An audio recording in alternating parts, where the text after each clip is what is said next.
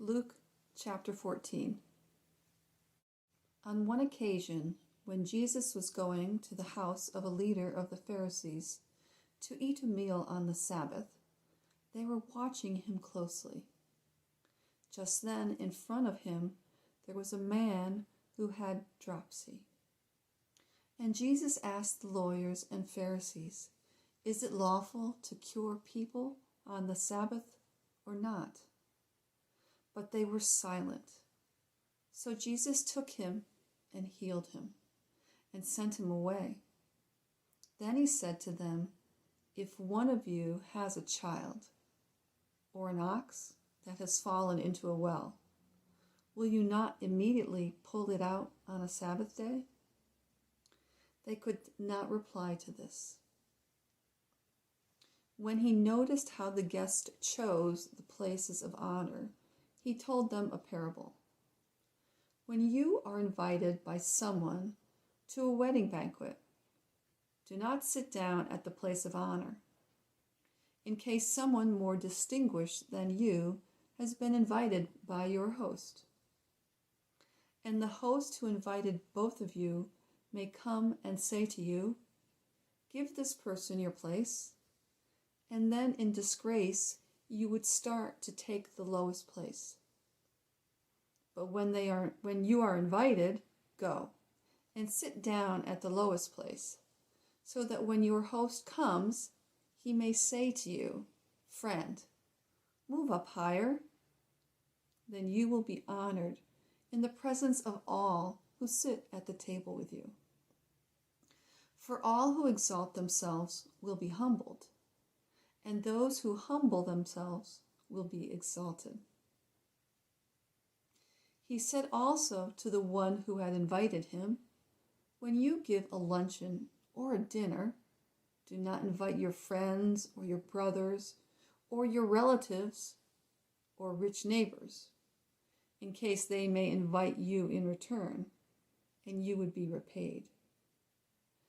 But when you give a banquet, invite the poor, the crippled, the lame, and the blind, and you will be blessed, because they cannot repay you, for you will be repaid at the resurrection of the righteous."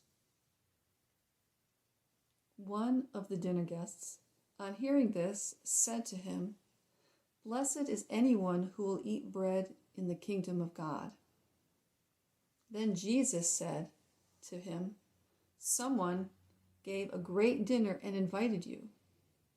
At the time for the dinner, he sent his slave to say to those who had been invited, 'Come, for everything is ready now.' But they all alike began to make excuses. The first said to him, 'I have bought a piece of land, and I must go out and see it. Please accept my regrets.' Another said, 'I have bought 5 yoke of oxen, and I am going to try them out. Please accept my regrets.' Another said, 'I have just been married, and therefore I cannot come.' So the slave returned and reported this to his master. Then the owner of the house became angry and said to his slave, 'Go out at once into the streets and lanes of the town and bring in the poor, the crippled, the blind, and the lame.' And the slave said, 'Sir, what you ordered has been done, and there is still room.' Then the master said to the slave, 'Go out into the roads and lanes, and compel people to come in, so that my house may be filled. For I tell you, none of those who were invited will taste my dinner.' Now, large crowds were traveling with him, and he turned and said to them, 'Whoever comes to me and does not hate father and mother, wife and children, brothers and sisters, yes, and even life itself, cannot be my disciple. Whoever does not carry the cross and follow me cannot be my disciple. For which of you, intending to build a tower, does not first sit down and estimate the cost, to see whether he has enough to complete it. Otherwise, when he has laid a foundation and is not able to finish, all who see it will begin to ridicule him, saying, "This fellow began to build and was not able to finish."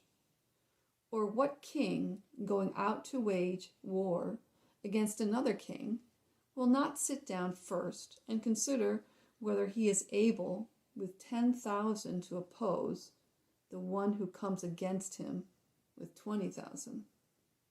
If he cannot, then, while the other is still far away, he sends a delegation and asks for the terms of peace. So therefore, none of you can become my disciple if you do not give up all your possessions. Salt is good, but if salt has lost its taste, how can its saltiness be restored? It is fit neither for the soil nor for the manure pile. They throw it away. Let anyone who with ears to hear listen. The word of the Lord.